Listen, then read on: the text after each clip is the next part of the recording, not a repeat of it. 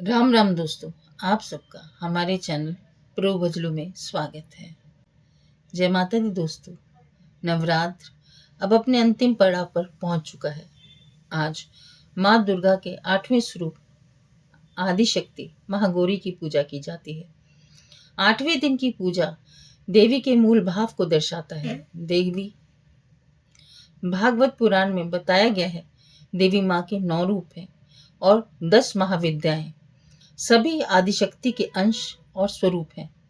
लेकिन भगवान शिव के साथ उनकी अर्धांगिनी के रूप में महागौरी सदैव विराजमान रहती हैं। इनकी शक्ति अमोघ और सब फलदायी है।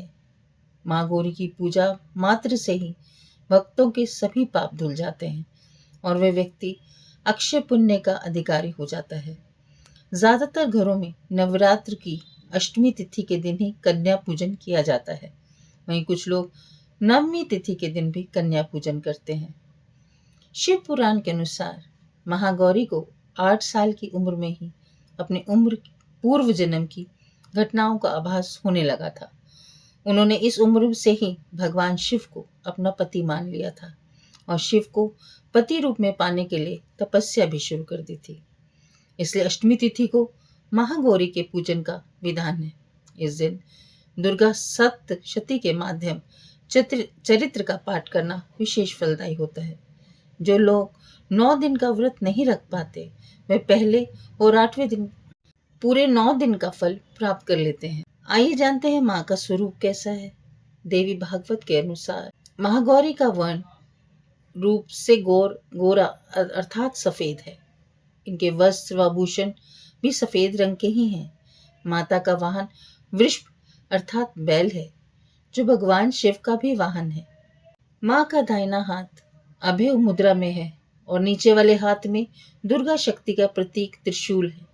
माँ गौरी के ऊपर हाथ में शिव का प्रतीक डमरू है। डमरू धारण करने के कारण माँ को शिवा के नाम से भी जाना जाता है।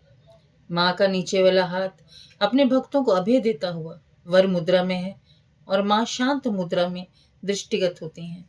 देवी के स्वरूप की देव और ऋषिगण प्रार्थना करते हैं।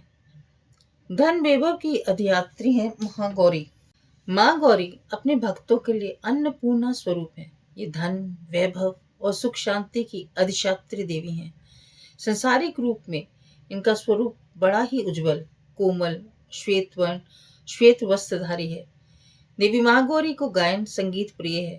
वे सफेद वृषभ यानी बैल पर सवार होती हैं। इस दिन कन्या पूजन का विधान है।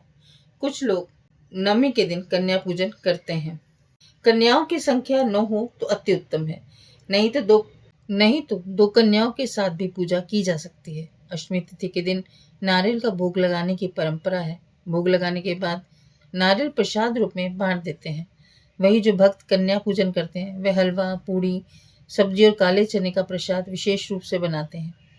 माँ की पूजा करते समय भक्तों को गुलाबी रंग कपड़े पहनने चाहिए, क्योंकि गुलाबी रंग प्रेम का प्रतीक है। दोस्तों, आइए अब जानते हैं माँ गौरी की व्रत कथा। देवी भागवत पुराण के अनुसार देवी पार्वती अपनी तपस्या के दौरान केवल कंद मूल, फल और पत्तों का आहार करती थी। बाद में माता ने केवल वायु पीकर ही तप करना आरंभ कर दिया था। तपस्या से माता पार्वती को महान गौरव प्राप्त हुआ और इससे उनका नाम महागौरी पड़ा। माता की तपस्या से प्रसन्न होकर भगवान शिव ने उन्हें गंगा में स्नान करने के लिए कहा। जिस समय माता पार्वती गंगा में स्नान करने गई, तब देवी का स्वरूप श्याम वर्ण का था, जो कोशिकाई कहलाई थी, और एक स्वरूप उज्जवल चंद्र के समान प्रकट हुआ, जो माँ गौरी कहलाई। माँ गौरी अपने हर भक्त का कल्याण करती हैं और उनकी सभी समस्याओं से मुक्ति दिलाती हैं। तो दोस्तों, इसी तरह माँ महागौरी आप लोगों को सुख शांति और संपन्नता का वरदान दें। जय माता दी।